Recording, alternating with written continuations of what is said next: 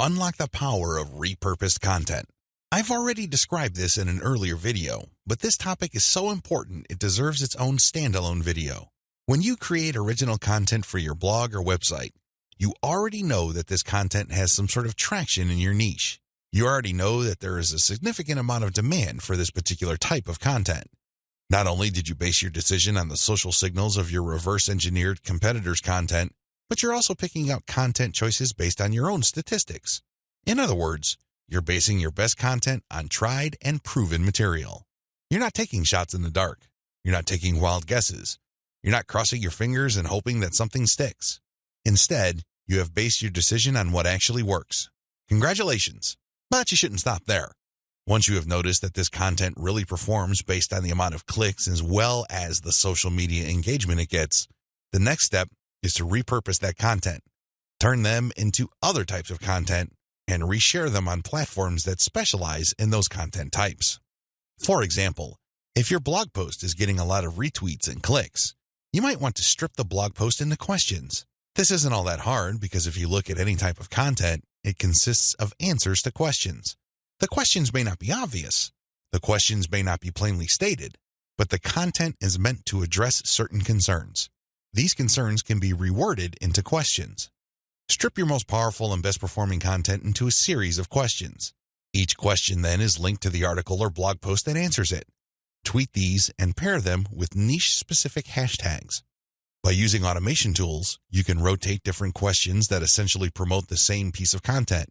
Since you're rotating hashtags, there's a high chance that different people looking for different segments of your niche would become aware of your tweet and possibly click through. Another thing you can do is turn your article into slideshows. Each article brings to mind many different mental images. Come up with different pictures for each of the topics raised by your article and create a simple slideshow using PowerPoint.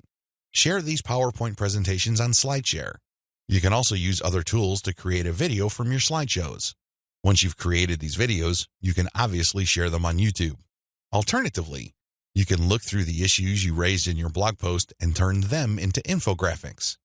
Infographics are essentially stripped-down graphical forms of articles or blog posts. They focus on the most important points you raised and make them easier to understand by the viewer by converting them into pictures. Share these infographics on Pinterest. Finally, you should make sure that all your blog posts or articles have a nice header picture. This way, when you load the link on Facebook, a nice preview shows up. It grabs eyeballs and people are excited to share the content. On Facebook, you have a wide range of content formats to choose from. You can share links, videos, infographics, photos, diagrams, and even audio files. After you share materials on your Facebook page, you should then get the link to that post and then share that Facebook page link in Facebook groups that cater to your niche or a related niche. This is how you unlock the power of repurposed content. If you play the game this way, you spend less time creating content and more time promoting. Promotion is the name of the game. You may have great content, but it's not going to do you much good if people don't even know it exists. For every hour you spend creating content, you should spend 10 hours promoting that piece of content.